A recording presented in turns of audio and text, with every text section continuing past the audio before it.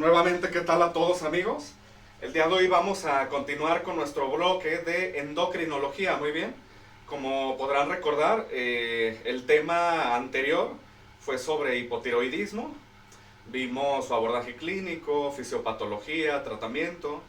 Y después hicimos un paréntesis en un tema de cardio, muy bien. Esto por petición de algunos suscriptores y otros terceros, muy bien.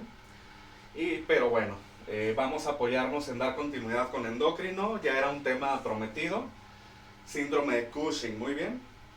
Vamos a explicar, como ustedes pueden ver, tenemos aquí la clasificación que se divide en exógeno y endógeno, las diferentes etiologías, que son muy importantes conocer su fisiopatología, y sobre todo su clasificación, porque el tratamiento pues va a ser en función a la etiología, muy bien.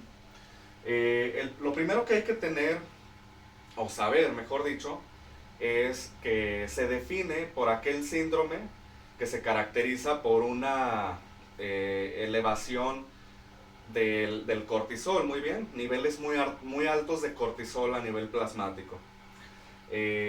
Tenemos en primer lugar aquel que es de origen exógeno, como lo dice su definición, su palabra, aquel cuya producción de cortisol no es endógena a nivel del organismo, sino que se da precisamente por una iatrogenia, es decir, por el consumo de hormonas análogas como los corticoides, que por tal un exceso llega a producir el síndrome de Cushing y su respectiva clínica.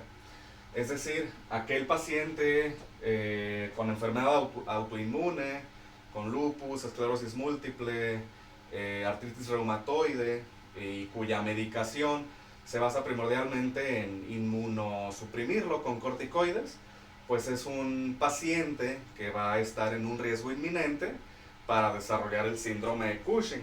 Es a lo que le llamamos síndrome de Cushing iatrogénico. Muy bien.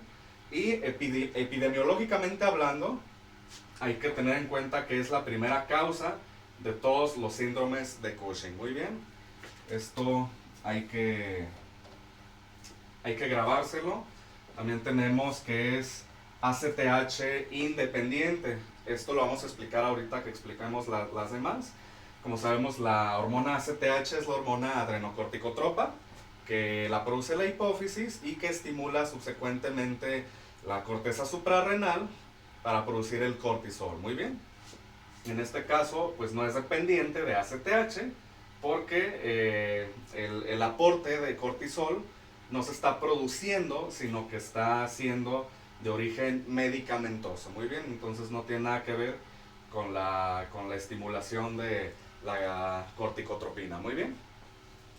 Por otra parte, tenemos la clasificación del Cushing endógeno. Como podemos ver, son tres las etiologías que corresponden a esta clasificación. La primera es la enfermedad de Cushing, que hay que tener en cuenta que es la primera causa del Cushing endógeno. Muy bien. La enfermedad de Cushing es aquella que se da por un adenoma hipofisiario que me está produciendo un exceso de adrenocorticotropina y que por tal me está estimulando una producción exagerada de cortisol. Muy bien, lo que me lleva a desarrollar la clínica del síndrome de Cushing. Muy bien. Por otra parte, tenemos aquellos tumores ectópicos, que son síndromes paraneoplásicos, es decir, que de manera ectópica, valga la redundancia, me están produciendo una gran cantidad de ACTH, y por tal esto pues me va a estimular mi glándula suprarrenal a nivel fascicular para que produzcan una gran cantidad de cortisol, que inminentemente pues me va a conducir al síndrome y a la clínica. Muy bien. Por otra parte, tenemos los tumores de la glándula suprarrenal, aquellos que, bueno, cabe mencionar que estos no son dependientes de ACTH, ¿correcto? Porque son neoplasias que ganan autonomidad para producir su cortisol independientemente del eje hipotalámico hipofisiario cortical. Muy bien, es decir, no van a depender de la producción de ACTH porque ganan autonomidad y producen de esta manera una exageración en el cortisol que por tal me lo eleva a nivel sérico y pues a nivel plasmático, mejor dicho, y me va a causar la clínica de la cual vamos a hablar ahorita. Entonces, estas son las clasificaciones, de tipo exógeno, perdón, de tipo endógeno y sus etiologías respectivas. Muy bien, como dijimos, es muy importante, ahorita lo vamos a ver en el diagnóstico, identificar si son ACTH dependientes, es decir, ya dijimos que este tipo de neoplasias me van a estimular una producción excesiva de ACTH y por tal estimulan la glándula suprarrenal, pero en el caso de las neoplasias suprarrenales, pues la producción de cortisol no va a depender de la adrenocorticotropina por la autonomía que ganan. En el caso, como ya dijimos, del Cushing exógeno, pues el que yo esté consumiendo corticoides, de acuerdo a la prescripción médica, o a veces por automedicación indiscriminada, pues tampoco va a depender naturalmente de la producción de corticotropina. Muy bien, vamos a borrar para pasar a la clínica.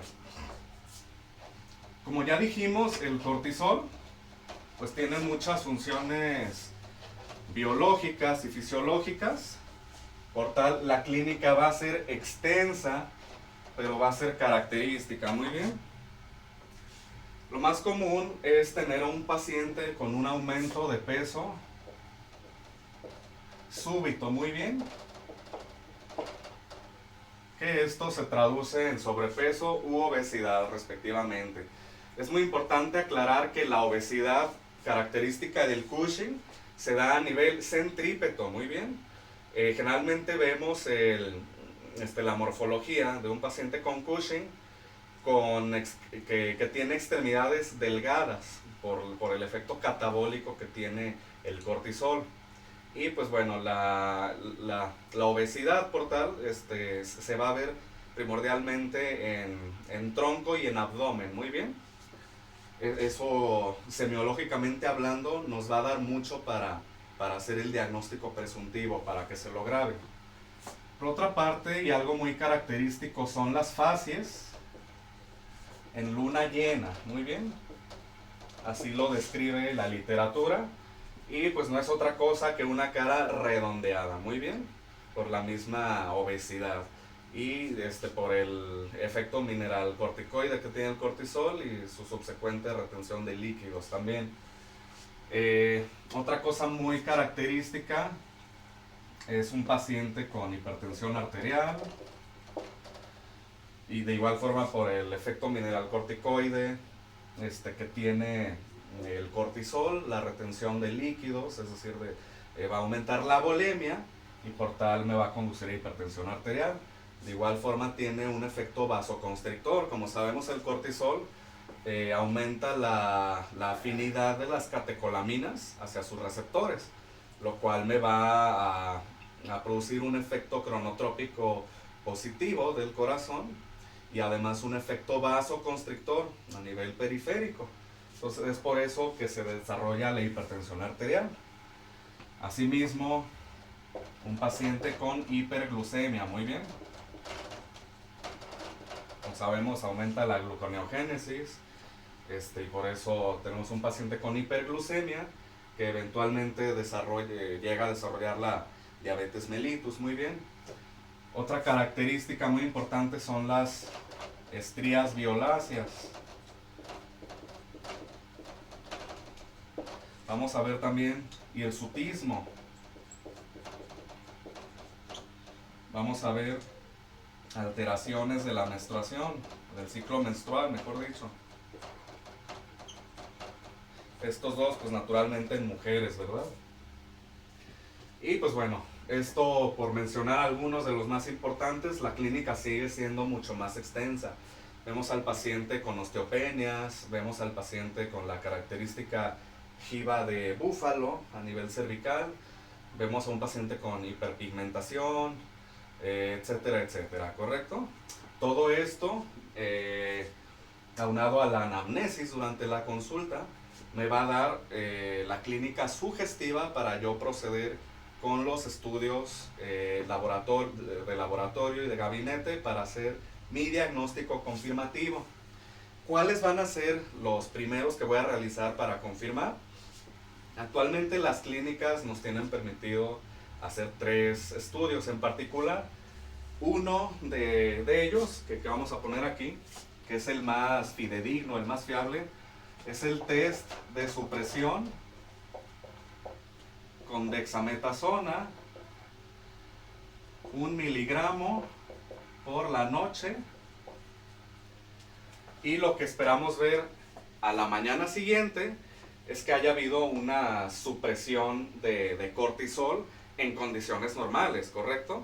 ¿Por qué? Porque la dexametasona, al ser un análogo de la hormona cortisol, produce un efecto biofeedback negativo a nivel del eje, a nivel de la hipófisis, por lo cual esperaríamos que inhiba pues la producción de ACTH y por tal la producción de cortisol. Muy bien, esto en condiciones normales. Pero si mi cortisol sale elevado a la mañana siguiente, arriba de 1.8 microgramos por decilitro, esto va a ser indicativo de que si hay un estado de hipercortisolismo. Muy bien.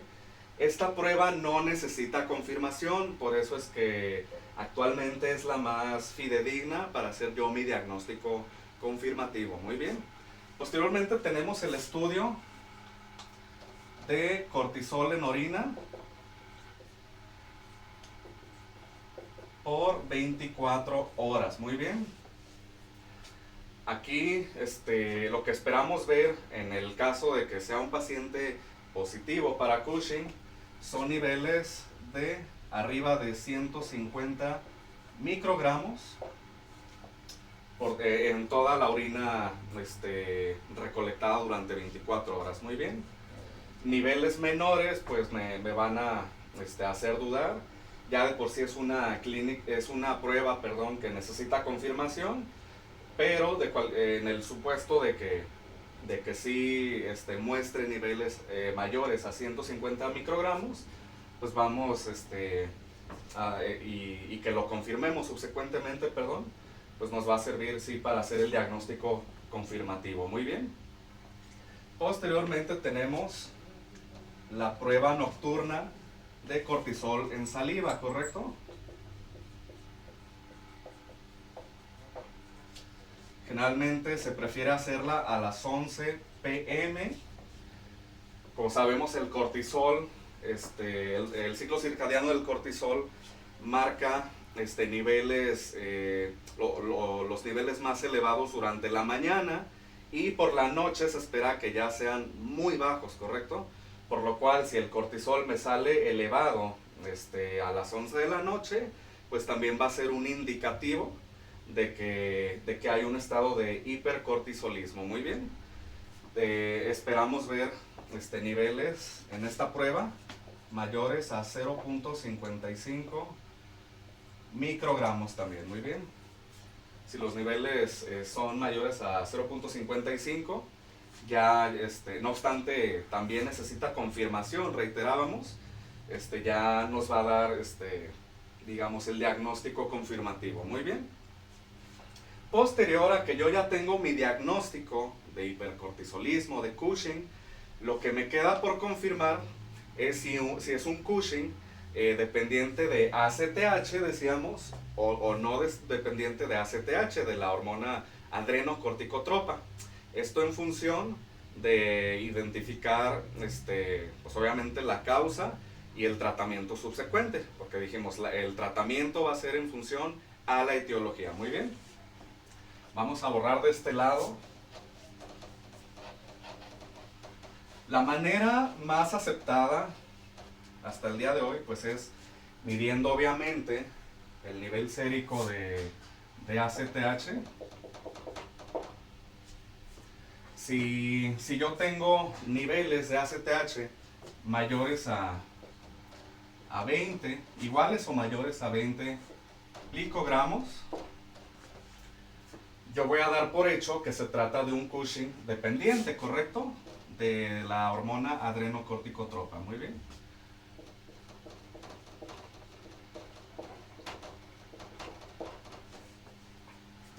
Y una vez que yo ya determiné que tengo un Cushing ACTH dependiente, lo que me queda hacer es el diferencial de si es una enfermedad de Cushing o de un Cushing ectópico, ¿correcto? Que como sabemos son los dos tipos de Cushing endógeno que son dependientes de ACTH. ¿Cómo lo voy a realizar? Voy a hacer nuevamente una prueba de supresión con dexametasona.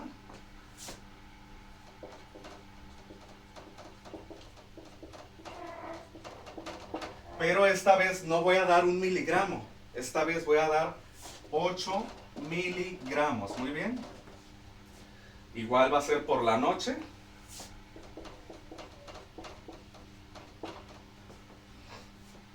Y en el caso de que sea positivo, en el caso de que sea una enfermedad de Cushing y no un tumor ectópico, es decir, no una enfermedad de Cushing ectópica, me va a salir el cortisol normal a la mañana siguiente.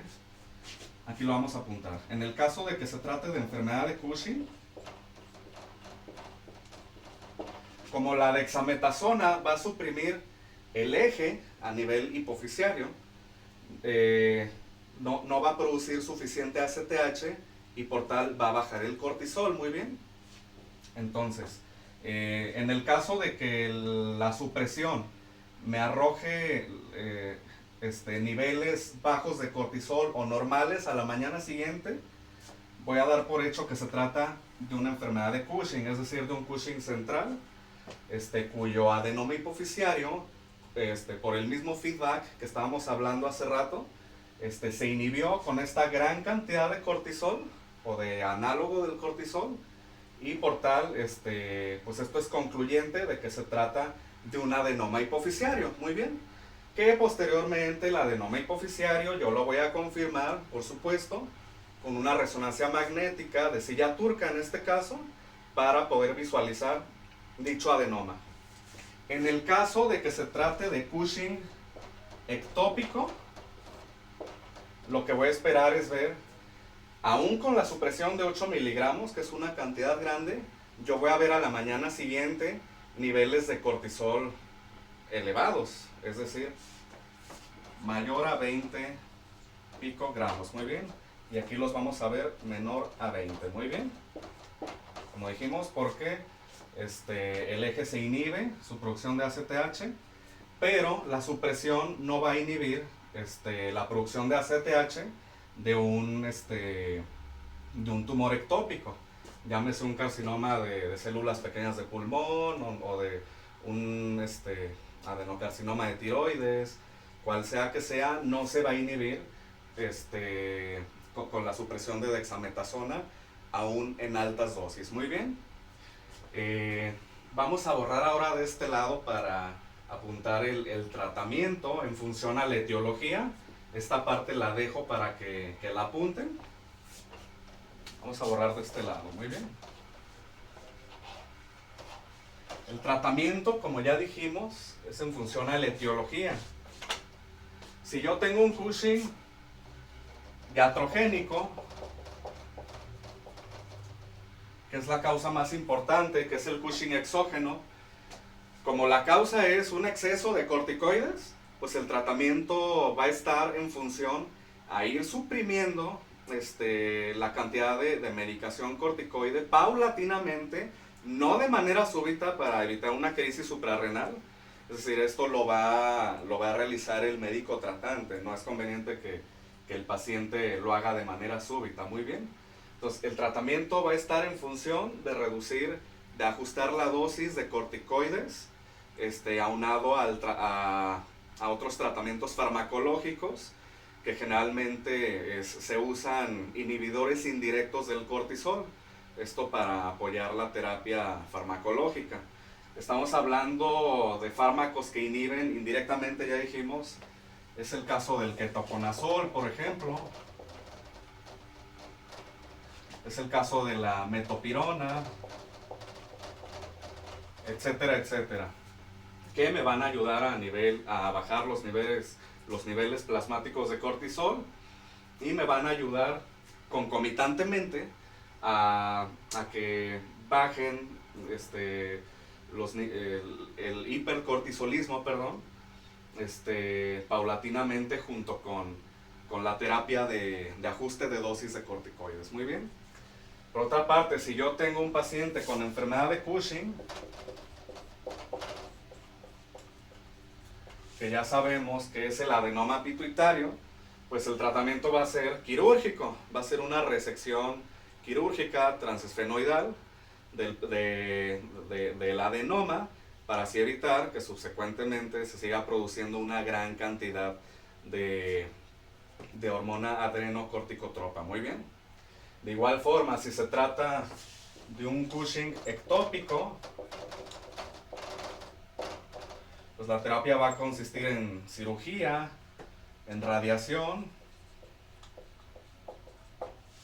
De igual forma, si se trata de un tumor en las suprarrenales, ya de acuerdo a criterios de inclusión, al tipo de neoplasia, se va a decidir si se va a contemplar la cirugía, la radioterapia y asimismo el tratamiento farmacológico concomitante para dar un apoyo coadyuvante y pues de alguna manera paliativa que nos ayude a estabilizar clínicamente al paciente. Muy bien.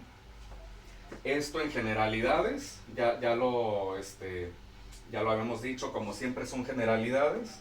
Espero que hayan quedado claros los conceptos. Como siempre, el canal queda abierto para responder dudas, algo que por alguna razón no explicamos bien y haya quedado mal entendido. El objeto de todo esto es apoyar a la comunidad estudiantil, sea de una manera u otra, pues estamos por lo mismo dispuestos a contestar inquietudes y demás. Muy bien. Como siempre ha sido un placer, estoy muy agradecido por los suscriptores que tengo hasta ahora y como siempre ha sido un placer. Muy bien, hasta la próxima y esténse pendientes para el próximo bloque. Muy bien, hasta luego.